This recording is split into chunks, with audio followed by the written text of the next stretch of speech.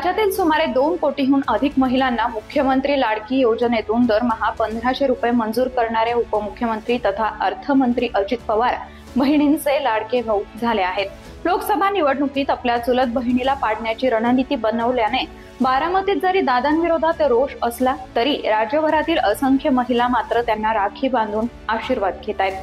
असं असताना एकीकडे घरातील बहिणीची नाराजी आणि दुसरीकडे आता राष्ट्रवादी काँग्रेस पक्षातील 2 लाडक्या बहिणींचा रोषही पत्करण्याची वेळ अजितदादांवर आली आहे. कोण आहेत या एकाच नावाच्या 2 लाडक्या बहिणी आणि दादांवर त्यांचा राग का आहे, जाणून घेऊयात मिशन पॉलिटिक्स मधून. नमस्कार, मी समीक्षा. वर्षभरापूर्वी सत्तेत सहभाग मिळवल्यापासून आपल्या कार्यकर्त्यांना, पदाधिकाऱ्यांना या ना त्या प्रकारे खुश करण्याचा अजितदादा प्रयत्न करतायत. राज्याच्या तिजोरीची चावी हाती आल्यापासून कुणा समर्थकाला भरघोस निधी वाटप करून तर कुणाला लाभाची पद, योजनांचे खिरापत वाटप करून आपल्याशी निष्ठावंत राहण्यासाठी दादांची खटाटोप सुरू असते. सत्तेचा वाटा अनेकांपर्यंत पोहोचवण्याच्या याच धडाकेबाज कामांमुळे पक्षफुटीनंतरही अनेक जण शरद पवारांना सोडून दादांसोबत आले आहेत.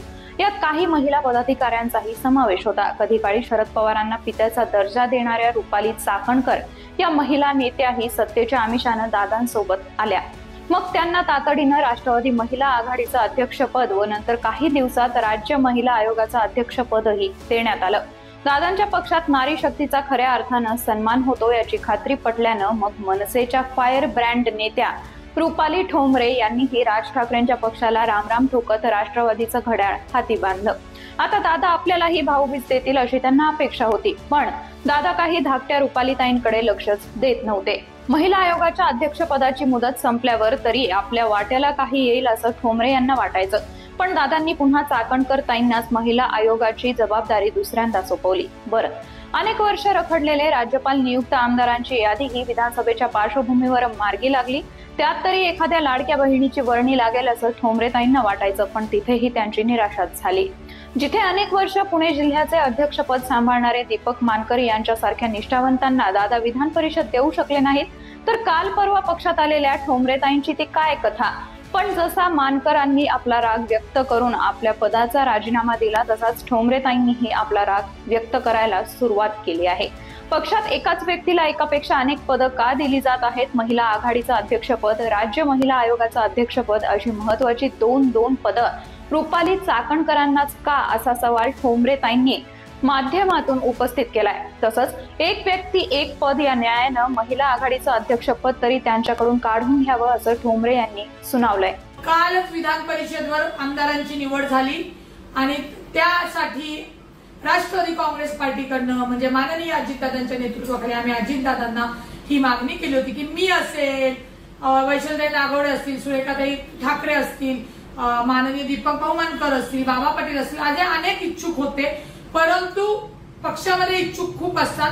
आम्ही अजितदादांकडे मागणी केली होती एक व्यक्ती एक पदानुसार आपण न्याय द्यावा. त्याच्यामुळे आमच्या ज्या सहकारी आहेत, ज्या सहकारी भगिनी आहेत, रुपाली चाकणकर यांना सुद्धा महिला आयोगावर पुन्हा फेरनिवड करण्यात आली आहे. त्यामुळे रुपाली चाकणकर असतील, आमचे आमदार म्हणून जे भाऊ झालेले आहेत, या सगळ्यांना खूप खूप शुभेच्छा. आता आमची मी अजिबात नाराज नाही. स्पर्धेमध्ये मागणी करणं, योग्य मागणी करणं हे आमचं कामच आहे आणि ते काम मी चोखपणे माझी जबाबदारी बजावलेली आहे. मानकरांच्या भूमिकेचंही समर्थन केलं. झालं, या दोघांनी बंडाचा झेंडा फडकावल्यामुळे मग पुणे जिल्ह्यात दादांच्या पक्षातील पदाधिकाऱ्यांचे राजीनामा सत्रच सुरू झालं. ऐन विधानसभेच्या तोंडावर जवळपास 800 पदाधिकाऱ्यांनी राजीनामे दिलेत. इकडे ठोंबरेताईंच्या टीकेमुळे नाराज झालेल्या चाकणकर ताईंनीही त्यांना सडेतोड उत्तर देण्याची संधी सोडली नाही. बाहेरच्या पक्षातून आलेल्या व्यक्तींना आमच्या पक्षाची वैचारिक भूमिका माहीत नाही, पक्षाचे ध्येय धोरण माहीत नाहीयेत. त्यामुळे सातत्यानं एकच व्यक्ती टीका करत असेल तर समजून जावं की मानसिकता काय आहे. मला ते फार महत्वाचं वाटत नाही असं प्रत्युत्तर चाकणकर यांनी ठोंबरेंना दिलं. आमच्याकडे संपूर्ण महाराष्ट्रामध्ये फार मोठी महिलांची संघटना आहे आणि संघटनेमध्ये जेवढ्या महिला 3-3.5 हजार महिला ज्या काम करतात त्या प्रत्येकीला पद आहे. पद देताना आमच्यातल्या ज्या काही महिला आहेत त्या आमच्या काही जिल्हाध्यक्ष, शहराध्यक्ष, DPDC वरती आहेत. काही महिला त्या विभागामध्ये प्रवक्ते म्हणून आहेत. अशा जिथं जिथं संधी मिळेल तिथं तिथं त्यांना ते काम करण्याची संधी देण्यात आलेली आहे. त्याच्यामुळं बाहेरून येऊन एखादी व्यक्ती की पक्षाची फारशी ध्येय धोरणं माहीत नसतात, एक वैचारिक बैठक माहीत नसते, आपण कोणता अजेंडा घेऊन जावा, आपल्याला पद दिलंय तर त्या पदाचा वापर हा पक्षाच्या ध्येय धोरणासंबंधात किंवा ती पक्षाची बाजू समाजामध्ये मांडण्यासाठी करावी. आयोगाचं पद 3 वर्षाचं आहे का 5 वर्षाचं हे सुद्धा ज्यांना माहीत नाही त्यांच्या वक्तव्यांकडे फार गांभीर्यानं पाहावं आणि लक्ष द्यावं असं मला बिलकुल वाटत नाही. शेवटी पक्षश्रेष्ठी निर्णय घेतात. पक्षाला वाटलं रुपाली चाकणकर आयोगाचं पद लीलया पेलू शकते, महिलांना न्याय देऊ शकते आणि म्हणून परत एकदा ह्या पदाची संधी दिली. ज्यांना वाटते आपल्याला पद मिळावं त्यांनी तालुकाध्यक्ष, शहर अध्यक्ष, प्रदेश अध्यक्ष आणि अशा वेगवेगळ्या संघटनेत काम करत संघटना जोडावी, पक्ष वाढवावा. 100% पक्ष त्यांना न्याय देईल. आता या टीकेला शांत बसतील त्या ठोंबरेताई तरी कुठल्या? मग त्यांनीही चाकणकरांचा समाचार घेतला. चाकणकरांच्या बुद्धीची कीव येते. त्यांना लोकातून निवडून येण्याचा अनुभव कमी आहे. त्यांना असं वाटतं की फक्त छान साडी घालून बसलो म्हणून आपण नेते होतो. त्या गैरसमजातून पूर्वीच्या माझ्या मैत्रिणीनं बाहेर यावं. चाकणकरांना वाटतंय पक्ष त्यांच्या माहेरच्यांकडून आंदण आलेला आहे.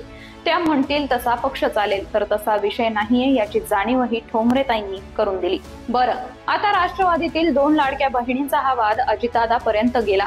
त्यांनी तातडीनं दोघींना बोलवून समज दिली. अर्थात दोघीही वेगवेगळ्या वेळेत दादांना जाऊन भेटल्या. ठोंबरेताईंनी एक व्यक्ती एक पद या न्यायाची दादांनाही आठवण करून दिली. तर ठोंबरेताईंपेक्षा चाकणकर ताई जुन्या निष्ठावान असल्यानं त्यांच्या पदावर दादा काही धक्का लावणार नाहीत अशी चाकणकरांनाही खात्री आहे. त्यामुळे दादांनी काढलेली समजूत स्वीकारून दोघी आपापल्या पावली परत गेल्या. पण केवळ दादांच्या समजुतीनं यांच्यातील भांडणं संपतील यावर राष्ट्रवादीच्या कुठल्याही नेत्याचा, कार्यकर्त्याचा विश्वास नाहीये. आता बघूया विधानसभा निवडणुकीच्या तिकीट वाटपात तरी ठोंबरेताईंच्या वाट्याला एखादा मतदारसंघ येतोय का?